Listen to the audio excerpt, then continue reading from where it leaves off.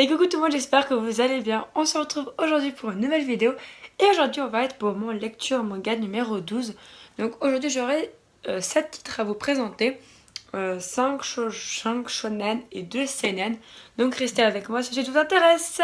On commence cette vidéo avec un énorme coup de cœur avec le tome 2 de Mémoire de Vanitas de Jun Mochizuki publié chez Kiun dans leur collection shonen. Il s'agit bien d'un shonen de type aventure fantastique, toujours en cours avec 3 tomes. Le 3e tome nous sortira le 9 novembre. Il est au prix de 7,90€ et de 13,70 francs. Matez-moi cette couverture. Trop belle. Cette page couleur. Trop belle. Et ces dessins de taré. Alors, ce tome, c'est ma vie. Qu'est-ce qui se passe dans ce tome? Des choses de ouf. Déjà, on a un nouveau personnage qui arrive, qui entre en scène. Et on a une relation plutôt étrange entre Noé et ce personnage. Donc Vanitas qui est simplement se pose des questions et il l'observe. On va retrouver certains personnages qu'on avait un peu perdus dans le tome 1 pour le plus grand plaisir de Vanitas. Mais surtout, on va en fait, en gros, Noé a un pouvoir en fait qui lui permet de lire les souvenirs des personnes dont il suce le sang. Et il va en fait lire les souvenirs de la jeune fille qu'il essaie de sauver.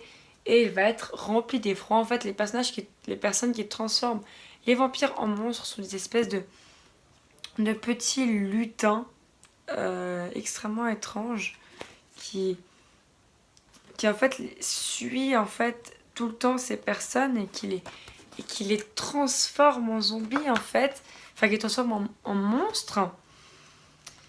Et lui il découvre ça et il en veut encore plus en fait à ces espèces de monstres, à ces espèces de zombies transformés qui veulent juste transformer le monde en créatures d'horreur. Et donc ce nouveau personnage qui arrive, qui est une amie d'enfance de Noé, va l'emmener en fait dans le monde des vampires, donc un monde où les humains ne sont pas du tout acceptés, où les vampires peuvent être un petit peu heureux. Sauf que Vanitas, n'étant qu'un thug, décide que non, qu'il ira avec, il n'y a pas de souci. Et du coup, il va y aller et il va tout simplement devoir déjà se faire passer par un vampire, mais surtout, on va apprendre un truc fondamental sur Vanitas. Pourquoi est-ce qu'il veut sauver les vampires? Alors déjà, j'ai trouvé ça génial parce qu'en fait, cette série, t'as pas le temps. Dès le tome 1, on te dit la fin. Et dès le tome 2, on te dit déjà les raisons pour lesquelles. Et surtout, on te fait un flashback sur les raisons pour lesquelles Noé en veut tellement assez transformateur, assez changeur de nom si vous préférez. Donc en fait, on apprend les deux motivations des deux héros principaux de l'histoire. Mais on sent que pour Vanitas, c'est encore beaucoup de mystère. Pourquoi? Comment? Et pour Noé, c'est déjà plus clair. Donc Noé, c'est un petit peu le personnage qui est plus clair, alors que c'est lui le vampire. Et Vanitas est un humain, mais est un humain... Waouh, quoi. C'est vraiment pas mal. Donc non, franchement, j'ai adoré. Le flashback est vraiment très touchant. La raison pour laquelle Vanitas veut sauver les vampires est juste géniale parce que tu pouvais t'y attendre dans un sens, mais dans un sens non, parce que t'arrivais pas à te dire mais genre pourquoi est-ce qu'il veut à ce point sauver les vampires en sachant qu'il a pas du tout une tête à sauver les vampires. Non, franchement, Vanitas ne recule devant rien et c'est ça qui me fait aimer la série à ce point. Donc franchement, mes mains de Vanitas, si vous avez aimé Pandora Hearts, vous allez aimer.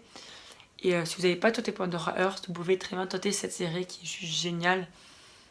Après, si vous avez vraiment détesté Pandora Hearts et que les œuvres de Jun Mochizuki, vous savez, un peu hermétique, je ne sais pas si je vous la conseille, mais dans les autres cas, c'est juste génial, quoi. Enfin, vous voulez entrer dans l'univers Jun Mochizuki, allez-y, c'est de la boue. On passe maintenant à un gros flop, et je sais que je vais en surprendre plus d'un, mais j'arrête cette série. Il s'agit du tome 3 de Fire Force de Atsushi Okubo, publié chez Kanan dans leur collection shonen. Il s'agit bien d'un shonen de type aventure fantastique, toujours en cours avec 10 tomes.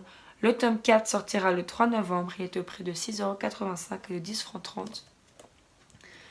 Les dessins, c'est magnifique, c'est du Atsushi Okubo. J'adore Serfodian. Soul Eater, c'est pour moi un des shonen, un des meilleurs shonen qu'il existe, tant qu'il se démarque des autres et tant qu'il il se démarque tellement des autres, pour moi c'est un des meilleurs. Mais alors ça, j'arrive pas. En gros, le premier tome a été en ok. Le deuxième tome, bah, c'était en ok, voilà. Et là, je vous avais dit que si pour moi le troisième tome ne me faisait pas un waouh, j'arrêtais la série. Et le troisième tome ne m'a pas du tout fait un waouh. Au contraire, le troisième tome, je vous avais un truc. J'ai lu jusque-là. Ça, j'ai lu. Ça, j'ai lu. Et en fait, après, j'ai feuilleté. J'ai feuilleté le passé. Et en fait, je n'avais aucune sympathie pour les personnages. Mais aucune. Ces personnages, ils auraient pu crever devant mes yeux, mais je serais passée à côté, quoi. Oh, assez ouf. Et en fait, en gros, le problème, c'est que le Twitter aussi, ça commençait un peu lentement. Mais j'avais déjà des personnages auxquels je m'attachais beaucoup plus. Et là, c'est assez... En fait, il y a un thème qui est innovant, parce que les pompiers, t'as pas vu beaucoup de mangas sur les pompiers. Mais il y a beaucoup de quêtes classiques, et je vois pas encore la patte de Maître Atsushi Okubo, de sa folie qu'il arrive à insuffler dans son titre Soul Eater. Folie qui m'a juste transportée, imagination qui m'a transportée. Là, c'est vraiment... Voilà, c'est très bof. J'ai pas beaucoup aimé. Je trouve que c'est de l'action pour de l'action. Franchement, moi, je suis pas le public pour. Après, je sais qu'il y a beaucoup de monde qui aime cette série. Du coup, je ne la revendrai pas, je la garde. Et si on voit des avis, je vois que tout d'un coup, vers le tome, je sais pas, 7, ça se dévoile, meilleur manga du monde. Peut-être que je reprendrai, mais pour l'instant, je ne continue pas. Donc, n'hésitez pas à me dire en commentaire ce que vous en pensez. Après, vraiment, je ne dis pas qu'il est nul. C'est un très bon manga. Hein. C'est un bon manga. Peut-être pas très bon, c'était un bon manga. C'était un bon shonen. C'était un bon divertissement. Mais j'ai pas du tout envie de lire ce genre de titre maintenant. Et je pense que si vous n'avez pas lu Soul Eater, vous pouvez beaucoup aimer. Si vous avez lu Soul Eater, vous pouvez sûrement aussi beaucoup aimer. En fait, si vous avez lu Soul Eater, soit vous allez beaucoup aimer, soit vous allez vous dire comme moi, où est-ce qu'il aime mon Kubo, où est-ce qu'il aime mon Atsushi. Du coup, voilà, Fire Force, ma grosse déception, gros flop. Mais c'est vraiment, je pense, un des plus gros flops de cette année parce que je l'attendais vraiment beaucoup. Mais du coup, ne faites pas en sorte que ma critique vous déplaise. Hein. Si jamais, commencez avec le tome 1 et 2. Et si vous voyez qu'à partir du tome 1 et 2, vous êtes vraiment à fond dedans, continuez parce que ça reste sur la même longueur. Hein. Donc si vous aimez, vous allez adorer ce tome 3. On continue avec les shonen avec un gros coup de cœur outre. Alors pas un gros coup de cœur, une très bonne lecture plutôt. Il s'agit de To Your Eternity, le tome 3 de Yoshitoki Oema, publié chez Pican dans leur collection shonen. Il s'agit bien d'un shonen de type aventure fantastique, toujours en cours avec 4 tomes. Le 4e tome nous sortira le 13 décembre et de prix de 6,95€ et de 11,50 francs. Super belle couverture, je trouve. Je rêverais d'avoir des pages couleurs pour To Your Eternity, vraiment. En sachant que la couverture ne va pas vous dire grand chose si vous n'avez pas lu ce tome. Donc dans ce tome, en fait, on commence par suivre une nouvelle histoire et tu te dis mais que ça n'a pas beaucoup de lien. Et en fait, finalement, notre personnage qui donc avait appris un peu à parler, va en fait continuer à faire son voyage avec cette petite vieille. Et il va arriver dans un nouvel endroit où il y a eu pas mal de peine, pas mal de tristesse. Et en gros, en fait, il va rester à cet endroit et il va apprendre, tout simplement, de cet endroit, apprendre des choses. Et en fait, il veut rester. C'est-à-dire qu'on commence à voir un être immortel qui devient un petit peu égoïste. Lui, il commence à plus du tout avoir envie de se faire chier, à bouger de droite à gauche pour tuer des méchants dont il n'a pas vraiment connaissance. Mais il n'en a rien à fiche. Il veut plus. C'est-à-dire que dans To Your Eternity, le tome 1, les personnages partaient très vite, tome 2 très vite. Et là, dans ce tome, c'est un tome sur ces personnages, mais on sent que dans le tome précédent, on va continuer à les voir. Et surtout, et ben là, on part sur des années. Donc il reste des années à son droit et des années à faire l'humain, tout simplement. Sauf que ben, les méchants qui l'attaquent évoluent énormément. Et lui, il n'évolue pas, il commence à stagner. Et j'ai trouvé ça génial parce que, ben, normalement, dans les séries, les héros, ils veulent toujours aller plus loin. Et lui, il a appris à parler. Et maintenant, il va apprendre à cuisiner, à faire le ménage, à être aussi fort, en fait, que son grand frère. un grand frère qui a une histoire super touchante. Tous les personnages ont des histoires super touchantes en fait. Et du coup, j'ai adoré en fait parce qu'on a une vraie évolution et non, c'est super bien. Et en fait, on a un personnage qui tout d'un coup décide de devenir quelque chose et qui décide de devenir du coup fort. Enfin, voilà, j'ai beaucoup aimé ce tome. C'est très difficile de vous parler de Tueur Eternity parce que c'est un mélange de science-fiction ultime parce qu'il se passe des choses, tu comprends pas. Et en même temps, c'est terriblement réel et c'est terriblement bien. Oshitaka Ema me conquit vraiment avec cette œuvre. Il me donne super envie de m'acheter Hustle and Voice.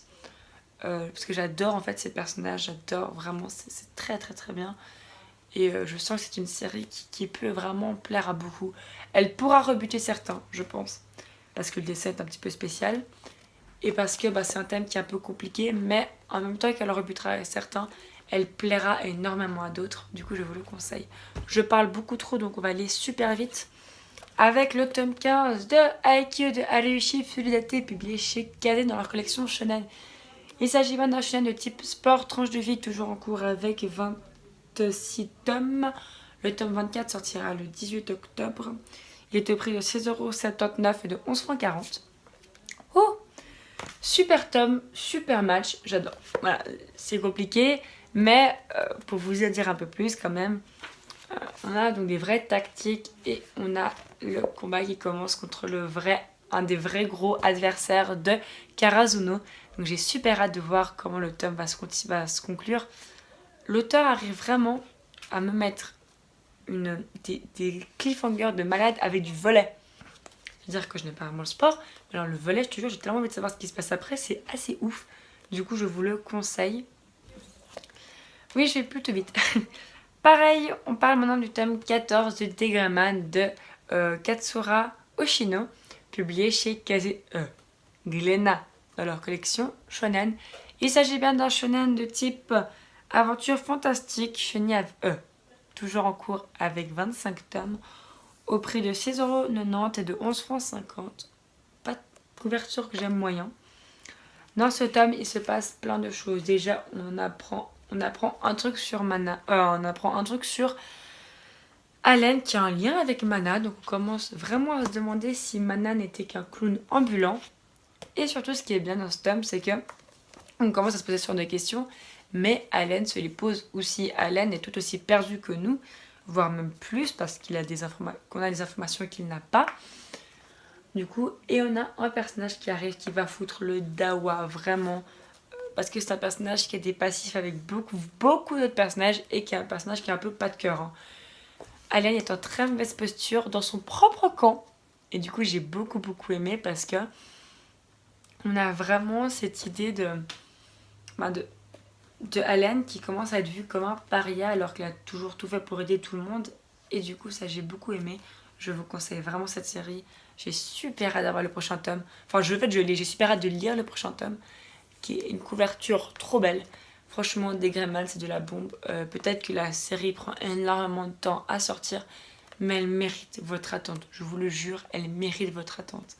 Il y a des personnages tellement stylés.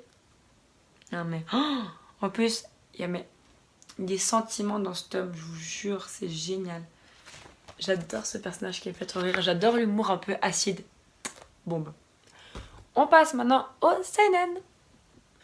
On passe donc au seinen avec l'excellentissime, le magnifique tome 15 de Jusqu'à ce que la mort nous sépare de Hiroshi Takashige et Double S. Matez-moi cette couverture et osez me dire qu'elle n'est pas canon. Osez me dire qu'elle n'est pas canon.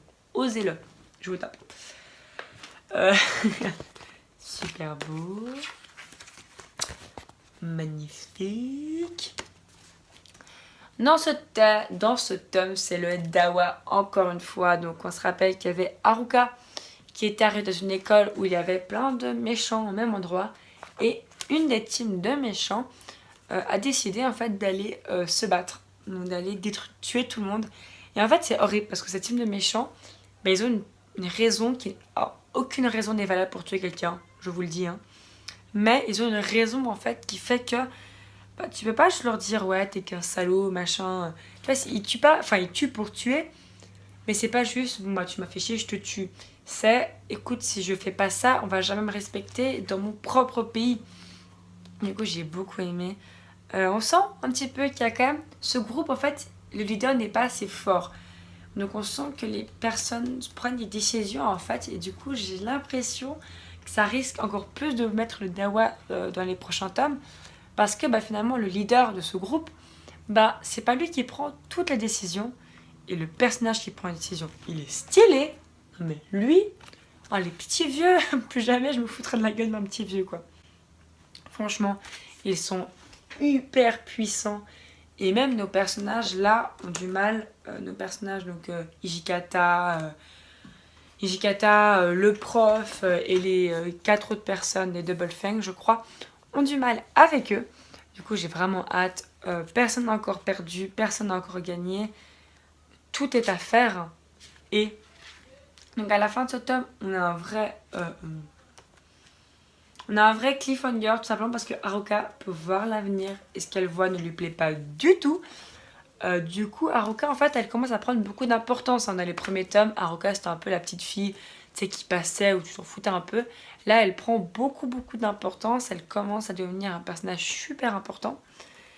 Et à la fin de ce tome, c'est tellement mignon. On a en fait exactement le futur en fait qu'a vu notre héroïne. On voit en fait ce qu'elle a vu, le futur qu'elle a vu. Et c'est pas spoilant, mais juste ça. Jusqu'à ce que la mort nous sépare.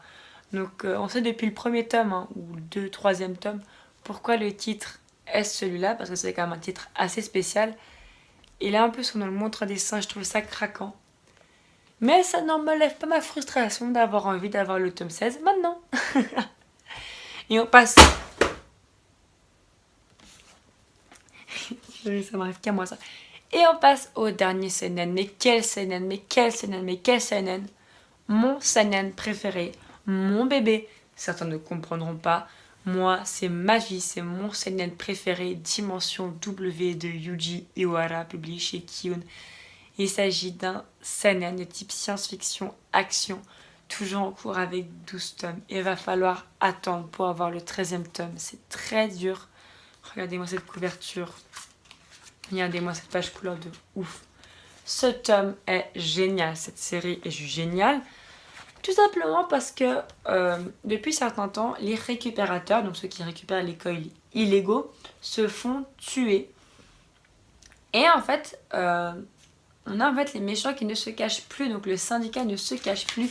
Ils posent leurs balles sur la table et disent « Écoutez, essayez de nous arrêter ».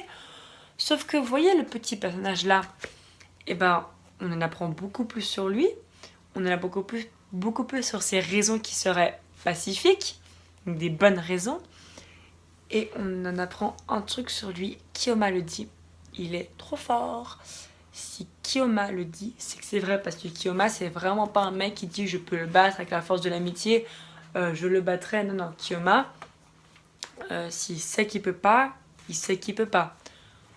Autrement, on a un dessin qui devient, mais genre, c'est pas possible.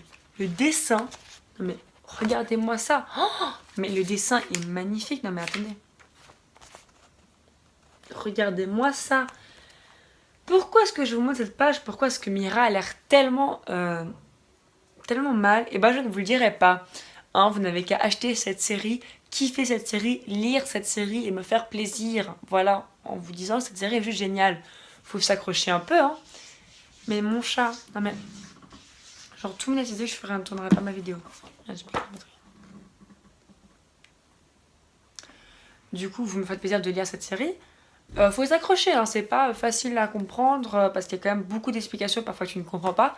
Mais il faut accepter que tu puisses pas tout comprendre et que tout viendra à point et que mon chat m'énerve et que je vais finir cette vidéo en vous disant que ce tome est génial. On retrouve nos personnages en Inde pour faire de la chasse la chasse aux tueurs. Mais est-ce que ce ne serait pas eux qui sont chassés? Je vous laisse découvrir en achetant cette série. J'espère que vous avez imprimé. Prochaine fois, vous achetez Dimension W. Dimension W, achetez. Voilà, j'espère vraiment que cette vidéo vous aura plu. C'était un peu n'importe quoi à la fin, mais ça fait plaisir. Je vous fais des gros bisous et vous dis à bientôt pour une nouvelle vidéo. À vous les studios, gros bisous. N'hésitez pas à liker, à commenter, à vous abonner. Ciao et à vous les studios.